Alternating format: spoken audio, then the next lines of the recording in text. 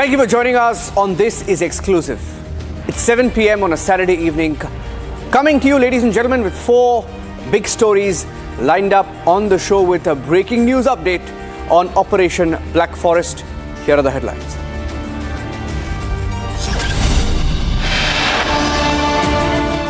After the successful Operation Black Forest, Maoists once again trying to enter the Karegutta forest. Search operations are underway.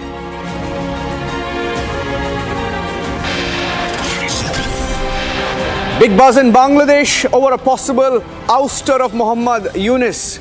He calls for a surprise meeting amid resignation buzz.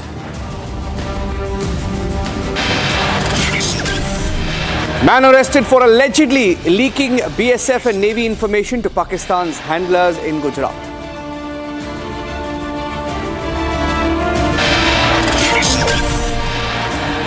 Journalist Abdul Latif and his 7 family members killed by Pakistani forces in Balochistan as they continue to target innocent civilians.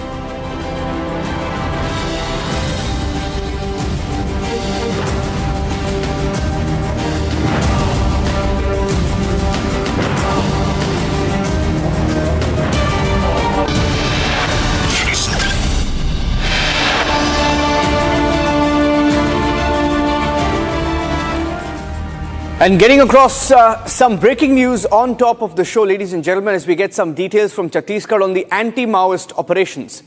On Operation Black Forest, we are hearing that search operations are continuing this evening as Maoists once again tried to make a comeback to the Karegutta hills after the successful Black Forest operation. Security forces have meanwhile launched another fresh operation in the Karegutta hills. Getting in details from the ground that new camps are likely to be opened near Karegutta Hills, and as of now, Bhimaram is the last camp. These are operational details that we're getting in, and as per sources, approximately 800 plus armed Maoists continue to remain active in the Bastar region. Drones are being used. Switch drones and high-tech drones have been used during Black Forest, the operation by security forces. In April 1st week, Maoists released a document saying that, showing how they had planted nearly 1,000 IEDs. And let me go across straight up. Okay, there's a live pictures coming in, and I also have my colleague Akhil joining us live.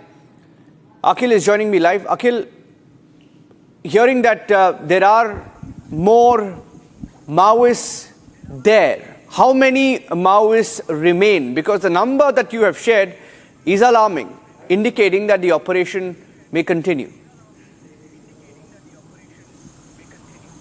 Well, that's right, Niranjan. If you see at this point in time, the information that we are getting from our sources in the police that another operation, a fresh operation has been launched in Karegutta hilly areas. Because if you see in the Black Forest operation, which was basically conducted in 2 different phases. The first phase was conducted from the right side of the hill, and second operation was conducted from the left side of the hill. And in that joint operation, what we have seen that initially towards the right side in the phase 1, the DRG personnel were there. And after that, if you see, parallel to the DRG personnel, the STF team was there. And parallel to the STF team, what we have seen that another team was there, which was of the Cobra unit. So consecutively, what we have been seeing that both the teams parallelly were basically heading up a scaling on that Karegutta hills. And if you see what has happened during that operation, in that operation, what we have seen that 31 Maoists have been neutralized. And while I was speaking to one of the senior officials in the CRPF, he has said that they have basically neutralized their arms, ammunition, basically materials over there, which has been kept for approximately 6 months. So what the latest development that we are getting from the CRPF sources that it is going to be very difficult for those Maoists to come back in that area, because the food materials which they have kept for approximately 6 months have completely been destroyed by the security forces. Apart from food materials, what we have been seeing that arms ammunition factory which was established by those Maoists in that area have already been destroyed, and there were approximately 200 to 250 dens that have already been dismantled by the security forces. So it's going to be very concerning for those Maoists to come into that area back again, because if you see what we have been learning from our sources, that there is still 800 to 900 Maoists in the Bastar region. So back to back, what we have been seeing, that initially Operation Black Forest was launched, and then after that Operation Abujmar was launched, and it's still what we have been seeing that in this very season, because if you see earlier during both the operation, initially 31 Maoists have been killed and then 27 Maoists have been killed, and in that operation what we have been seeing that there were still inputs from the intelligence department that some Maoists are still active in the Karegutta area. Back to you. Okay, that's a live report from Narayanpur in Chhattisgarh as Republic TV tracks Operation Black Forest live. Akhil, thank you. Moving on to India's crackdown against the spies within, the enemies within, passing on information to Pakistanis. Another alleged spy for Pakistan, Sahadev Gohil, has been arrested by the Gujarat ATS in Kutch. The accused spy worked as a health worker at a primary health center in Kutch and had allegedly shared sensitive information on the BSF and Navy to Pakistan. The alleged Pakistani spy Sahadev Gohil was in touch with another fellow Pakistani spy with whom he shared this sensitive information. Now that's the update that is coming in on Sahadev Gohil as India's crackdown continues on Pakistani spies.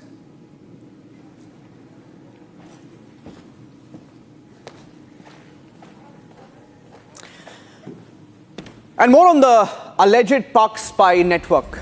Alleged because these are charges, these are allegations. Gohil allegedly worked as a health worker in Dayapur region of Kutch. From the details available with us, he was in touch with a fellow Pakistani spy identified as Aditi Bharadwaj for close to a year. Now, he was primarily paid or tasked or commissioned information gathering on Navy and the BSF, and thereon to share that information with Pakistan from the details available with us. Now, he was also given a payoff of nearly 40,000 rupees for espionage to simply collect, gather details and pass it on to Pakistan. Hearing that sensitive information was shared to Pakistan on our military movement / our infrastructure. He was also in touch with other ISI handlers. He was based in Kutch, Gujarat. He received money in exchange of the sensitive information that was passed on, allegedly, to Pakistani spies. The Gujarat ATS received a tip-off on Gohil on the 29th of April 2025 and then took him into custody recently. All right, let's get you some more breaking news on the show this evening as we get you the details. Moving on from the Pak spy to the situation in Bangladesh, from one border to the next. Muhammad Yunus, is he going? Is he staying? There is speculation over that. In the last few days, Yunus has met his advisors. He's been mulling on whether he should resign or not. He's likely, we are still hearing, that the Bangladesh interim government chief, Muhammad Yunus, is likely to resign soon amid growing fears of arrest by the military. Now, as of now, he's staring back. And as the political crisis escalates, several student leaders have been urging Yunus to step down. There have been last-minute meetings that have taken place, and highly placed officials suggest that Yunus may take a drastic decision this week. Now, as of now, he is staying. But there is no guarantee that that will remain. There is mounting speculation that Yunus fears meeting a fate similar to that of the former Bangladesh Prime Minister Sheikh Hasina, who had to flee her country and take exile in India after being ousted in a military-backed coup in a regime change operation. Sources adding that the military in Bangladesh, which had supported the student-led protests last year that led to the fall of Sheikh Hasina's Awami League government, is now losing patience. And during the uprising, the army had refused to suppress protesters despite being called in. Now, these are the details available. Let me see if we have Abid Anjum joining us live. Abid Anjum Tridip. Abid, are you there? Yes, Abid? sir, I'm here. Yeah, Can you hear joining me? us live from Dhaka. What is going on?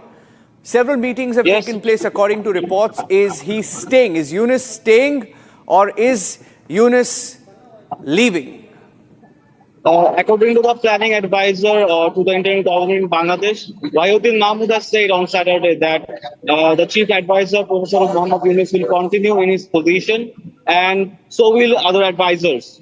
Bangladesh media has reported, and he made the statement after a closed-door closed-door meeting of the Council of Advisors at the National Economic Council, NEC conference room at Sher Bangla Nagar in Dhaka on Saturday. So he said that the chief advisor is staying with us, and he has not said that he will resign, and all other advisors will also continue. We are here to carry out the responsibility entrusted with us.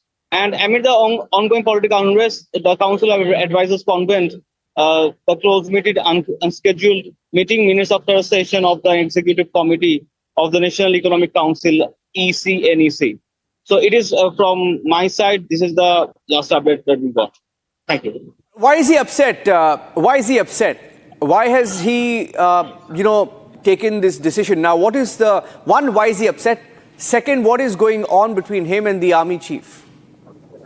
It is because of some political decisions and also the political teams. There is some kind of unrest, and also some got not that much united in terms of political teams, and that is actually creating a chaos in terms of government decisions. And for that reason, it is also said that taking those decisions is the factor that is affecting him and also his government.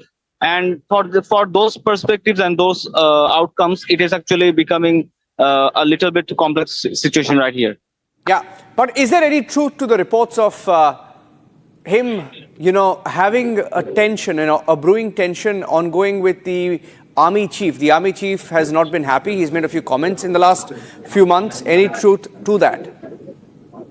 There are some events that actually made them to saying he said many things. I think that there was some meeting and there were some disagreements in those meetings between him and the army chief, and because of those reasons, there are some kind of particular moments that they are not happy with each other, and also doing some disagreements that actually happens to occur, some misalignment in his decision, and for that reason he is unhappy.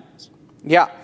Abid, while you're with us, why don't you tell us a little bit about what the options are for Yunus at the moment? Now, how many parties are with him? And primarily, what is it that he's not agreeing to? What are the different issues on which he has disagreements with these parties? There are many parties out there, out of, if I have to number it all, I think that most of the majority parties are with him right now.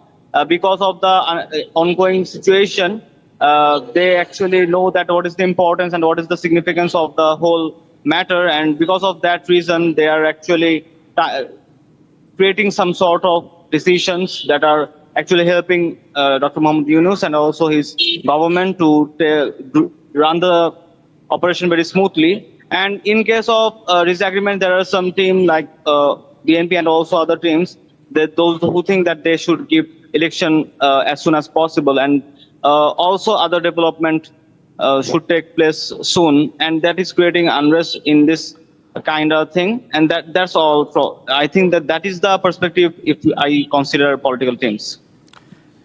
Okay. Abid Anjum Tridip, thank you for joining us. That's a live report from Dhaka. As of now, he's not going anywhere. That's the breaking news update that's coming in from Bangladesh. But it could go anyway for Yunus. Some more breaking news coming in on the show this evening. There's a foreign cargo ship that is sinking in the middle of the sea off the coast of Kochi in Kerala. That's the breaking news update that's coming in right now. Hearing that the Coast Guards have rescued 9 of 24 crew members on board.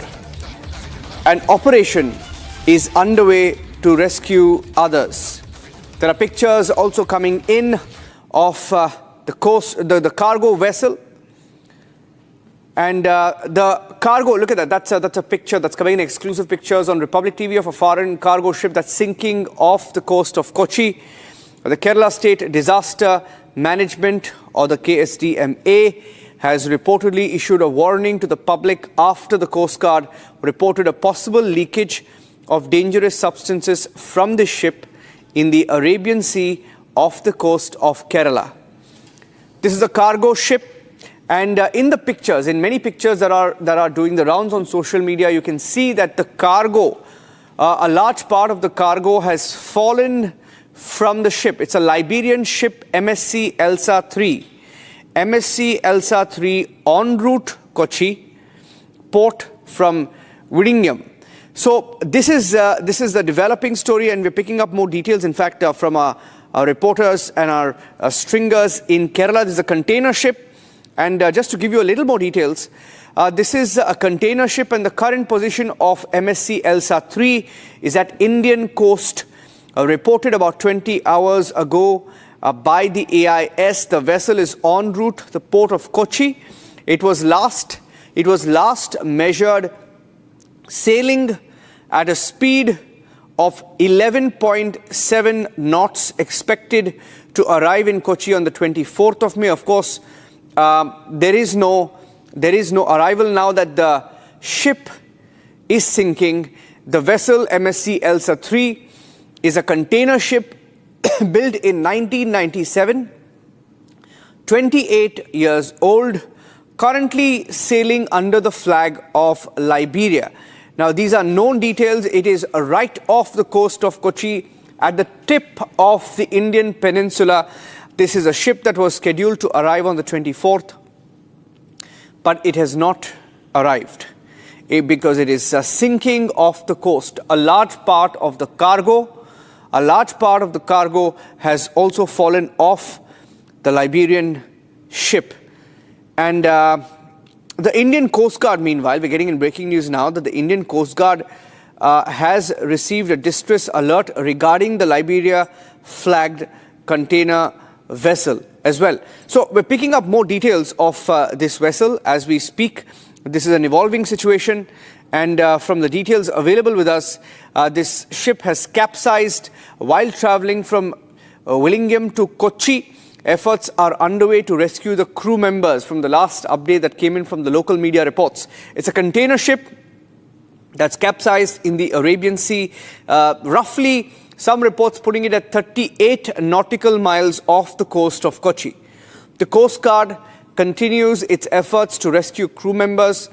The latest reports that we have suggest that up to 20 to 24 crew members have been rescued. That number could vary because it's a developing story, and the vessel has been identified as MSC Elsa 3 was en route from Whittingham to Kochi when it overturned.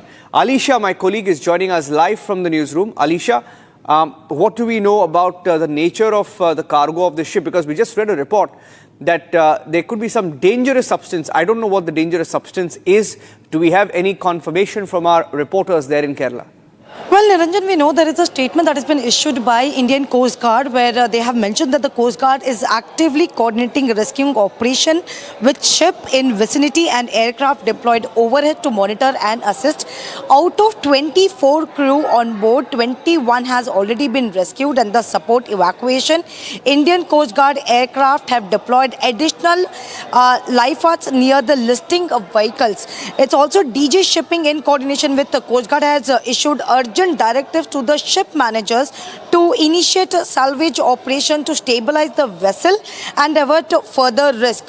We know that the Kerala State Disaster Management, who has also issued an extraordinary alert asking people not to approach or come into contact with potential dangerous cargo in 6 to 8 containers that fell out of a ship that reportedly tilted 38 nautical miles off the Kochi coast and may wash ashore along the Kerala coast. And this alert that has been issued also warned about the potential oil spills along these shores, probably between central and the northern Kerala. So this is something, the warning that has been issued by the Kerala State Disaster Management Authority. And on the other hand, we know that the Indian Coast Guard, who has also been constantly constantly in touch with the authorities, and there are also Indian Coast Guard aircraft which is already underway to rescue the people there, because out of 24, 21 crew has already been rescued. All right, stories developing. Alisha getting us the details from Kochi, Kerala. The ship was supposed to arrive in Kochi tonight at 10 p.m. and then continue to Tootukkudi in Tamil Nadu. And the vessel lying tilted in the sea off the coast of Kerala. The local media in Kerala reporting that the containers of the capsized ship hold marine gas, oil and low sulfur fuel. So that's what is alarming. That is what is alarming. Okay, so we'll wait for some confirmation on that.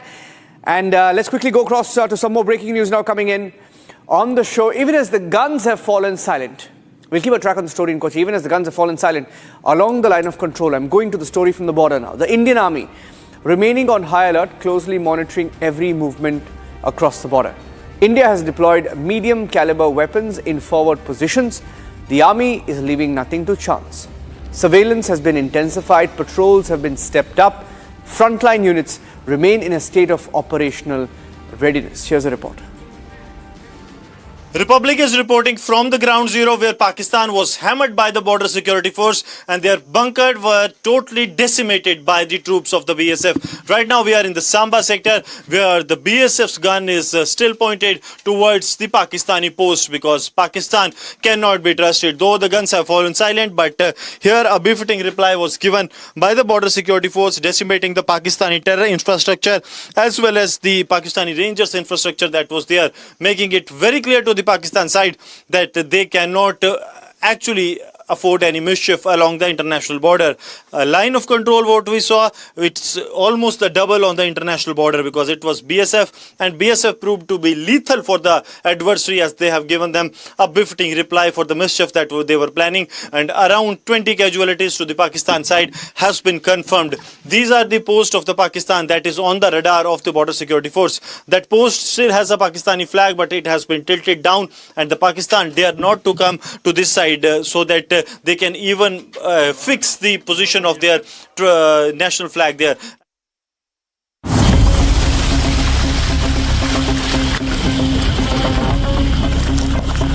Sir दो positions हैं, एक ऊपर है एक नीचे है. We are in Bijapur's Korregeta Hills area. There are three different operations of our security forces which is going on.